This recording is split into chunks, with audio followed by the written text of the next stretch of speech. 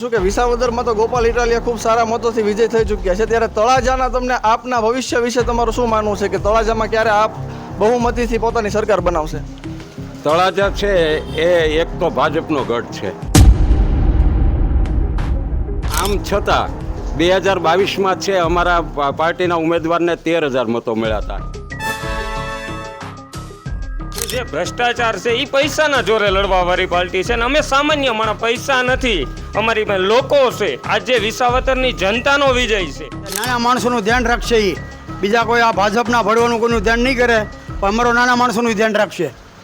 ગોપાલ ઇટાલિયાનો વિજય થયો છે, આપનો એક દિગ્ગજ નેતા ચૂંટાઈને આવ્યો છે, ત્યારે મિત્રો આપણે તળાજામાં જાણશું કે આપની અત્યારે તળાજામાં શું સ્થિતિ છે, આપમાં જે કાર્યકર્તાઓ છે તેનામાં કેવી ખુશીની લાગણી વ્યક્ત થઈ રહી છે અને તેનો આગળનો શું પ્રોગ્રામ છે તેની તમામ આપણે વાત કરવાના છીએ. ત્યારે આપણે જાણશું કે તેમનામાં કેવી ખુશીની લાગણી વ્યક્ત થઈ છે ગોપાલ ઇટાલિયા ચૂંટાઈને આવ્યા છે તેના માટે.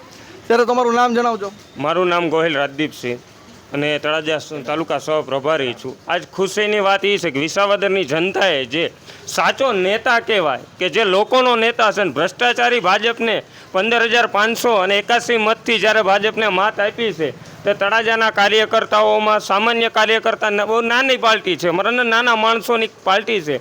એમાં ખુશીનો માહોલ છે. તળાજાની અંદર મીઠાઈનું વિતરણ કર્યું લોકોમાં અને ફટાકડા ફોડી અને ખુશીનો માહોલ છે આજે વ્યક્ત કર્યો છે. અને ભ્રષ્ટાચારી જે ભાજપ છે તેની સામે લડવાનું એક જુસ્સો અને એક જનૂન જે છે એ આજ યથાવત રાખ્યું છે ગોપાલભાઈએ.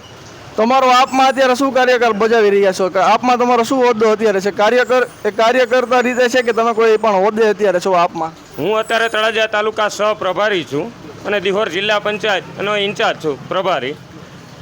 ત્યારે અત્યારે કોંગ્રેસ અને ભાજપને ક્યાંક પાછળ રાખી અને વિસાવદરમાં ગોપાલ ઇટાલિયા ચૂંટાણા, ત્યારે ક્યાંક ને ક્યાંક એવું માનવામાં આવે છે કે આપનો એક એવો દિગ્ગજ નેતા કે જે ભાજપની આટલી બધી સીટો હોવા છતાં પણ એકલો વિજેતા થઈ અને ભાજપને ક્યાંક ને ક્યાંક માત દેશે આગળ જતા, તો તેના વિશે તમારું શું કહેવું છે? કે જે ભ્રષ્ટાચાર છે એ પૈસાના જોરે લડવા વાળી પાર્ટી છે, અને અમે સામાન્ય માણસ, પૈસા નથી, અમારી પાસે લોકો છે. આજે વિસાવદરની જનતાનો વિજય છે, ગુજરાતના 6 કરોડ લોકોનો વિજય છે, અને એની સામે લડવું એ અમારી પ્રમાણિકતા છે અને લડશું, આજીવન લડશું. જ્યાં લગી ભ્રષ્ટાચારી ભાજપને ગુજરાતમાંથી નહીં ધકેલવી ત્યાં લગી અમે લડશું. તો મિત્રો અત્યારે આપણે જોઈ રહ્યા છીએ કે તળાજામાં પણ એક ખુશીની લાગણી આપના કાર્યકર્તાઓમાં જોવા મળી રહી છે. ત્યારે તળાજામાં અત્યારે શું આયોજન છે આપના જે અત્યારે ગોપાલ ઇટાલિયા જીતા છે તેના વિશે શું તમે આગળનો કાર્યક્રમ આજમાં છે? આગળનું સ્થાનિક લેવલે લોકોને મળશું, લોકોને આ વિશે અમે જણાવશું કે હવે આ ભાજપને ખસેડો અને એવા વ્યક્તિઓને લાવો કે જે તમારો અવાજ બને, જનતાનો અવાજ, કે નહીં કે કોઈ સરકાર કોઈ પાર્ટીનો અવાજ. અને એ લોકોમાં મળી લોકોને સમજાવશું અને આવનારી વિધાનસભા માટેની ચર્ચા કરશું. ત્યારે મિત્રો અત્યારે આપણે વાત એ કરવાની છે કે અત્યારે વિસાવદરમાં તો ગોપાલ ઇટાલિયા ચૂંટાઈને આવી ચૂક્યા છે, ત્યારે તળાજામાં તમે શું માનો છો કે તળાજામાં અત્યારે કેટલા વર્ષ સુધીમાં આપ આવી શકે તેની શું સંભાવના તમને લાગે છે? કે કેટલું તમે બળ કરશો, કેટલી મહેનત કરશો કે તળાજામાં પણ એક સમયે આપનો ઉમેદવાર આવે? જરૂર ચોક્કસ આવશે, મહેનત રાખશું, આશા અમને પૂરી છે, કેમ કે આશાવાદી હોવું ખાસ જરૂરી છે. એમ કોઈ ચોક્કસ કોઈ વ્યક્તિ કહી ન શકે કે હું આવી જઈશ કે હું હારી જઈશ, પણ એક આશા છે અમને. મહેનત અમારી ચાલુ રાખશું, મહેનતના આધારે અમે લાવશું, એ પાક્કું. ત્યારે આપણે અહીંયા જે ઊભે રહેલા બીજા કાર્યકર્તાઓ છે તેમની સાથે પણ આજે આપણે વાત કરશું. તમારું નામ શું છે? મારું નામ પ્રાગજીભાઈ ધાંધલા, તળાજા 100 વિધાનસભાનો હું પ્રભારી છું. અત્યારે ગોપાલ ઇટાલિયા વિસાવદરમાં ચૂંટાઈને આવ્યા છે તેના વિશે તમારું શું કહેવું છે? ગોપાલ ઇટાલિયા જીત્યા ને તે ગુજરાતની પ્રજાની જીત છે, 6 કરોડ લોકોની ભાવનાની જીત છે.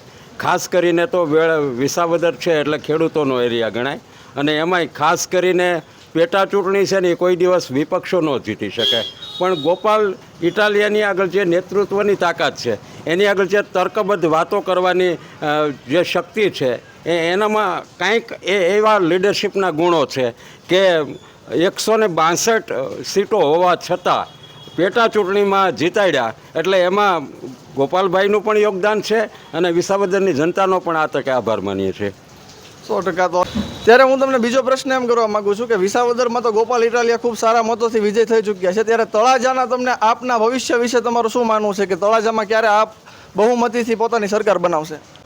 તળાજા છે એ એક તો ભાજપનો ગઢ છે, આમ છતાં 2022માં છે અમારા પાર્ટીના ઉમેદવારને 13,000 મતો મળ્યા હતા. એટલે લોકોમાં કંઈક એવી લાગણી તો છુપાયેલી જ છે. એ લાગણીઓને બહાર કાઢવાની છે. 2027 હજી દૂર છે. એની કરતાં આવતી એપ્રિલ 2026માં છે એ જિલ્લા પંચાયત અને તાલુકા પંચાયત લડાવવાની છે. તાલુકા પંચાયતની 32 સીટો અમે લડીશું.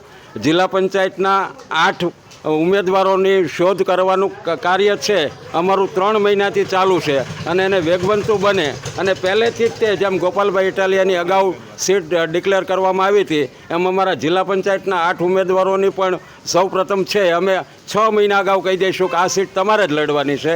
એવી રીતે 32 તાલુકા પંચાયત પણ લડાવશું અને આ તળાજા તાલુકામાં ભાજપના ગઢને તોડવાની અમારી જે લોકોની અંદરની ભાવના છે. પણ કુશળ નેતૃત્વ મળે તો તળાજા પણ જીતી શકાય છે. ચોક્કસથી જીતીશું. 2027 એ તળાજામાં આમ આદમી પાર્ટીનો ઉમેદવાર છે એ ગાંધીનગરની વિધાનસભામાં જશે આવો અમને ચોક્કસ વિશ્વાસ છે.